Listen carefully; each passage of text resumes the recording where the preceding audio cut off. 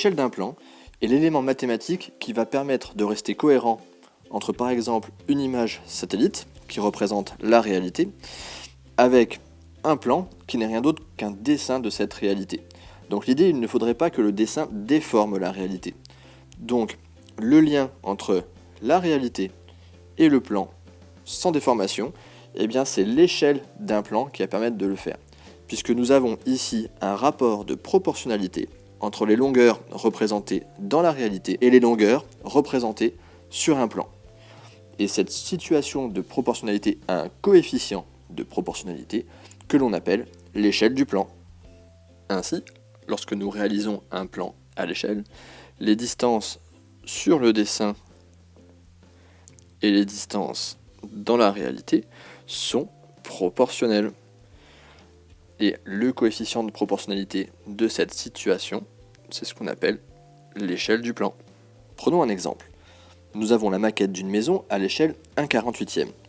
Cela signifie que 1 cm sur la maquette représente en réalité 48 cm. Donc nous voyons que pour passer de la première à la deuxième ligne, il faut multiplier par 48. Autrement dit, le coefficient de proportionnalité de cette situation, c'est 48. Traduit d'une autre manière avec l'échelle d'un plan, nous avons l'échelle 1/48e. 1 cm sur la maquette, 48 cm dans la réalité. Imaginons une taille qui est représentée à l'aide d'un segment de 12 cm sur la maquette.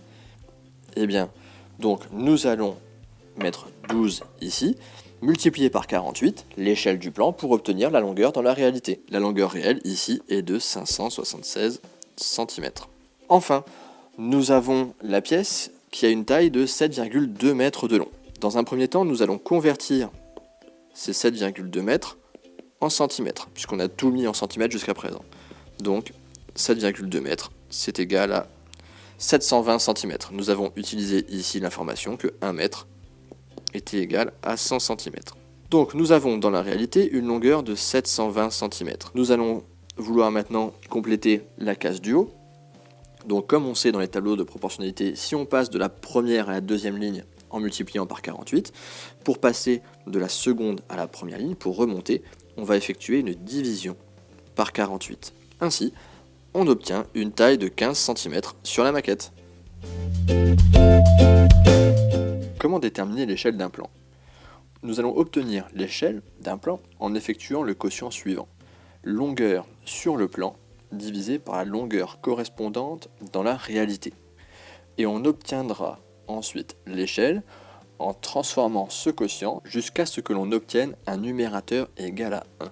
Attention, il faudra absolument que les longueurs soient dans la même unité.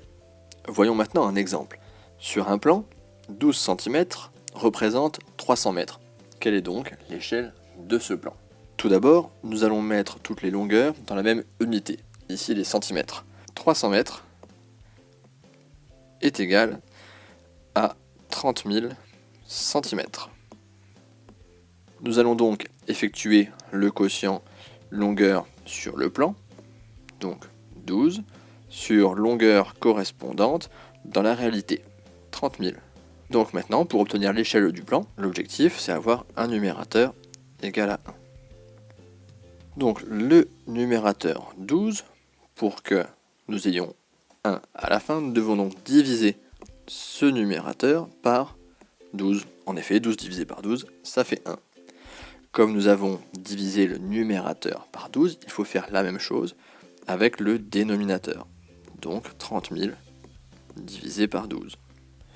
Et finalement, 30 000 divisé par 12, ça donne 2500.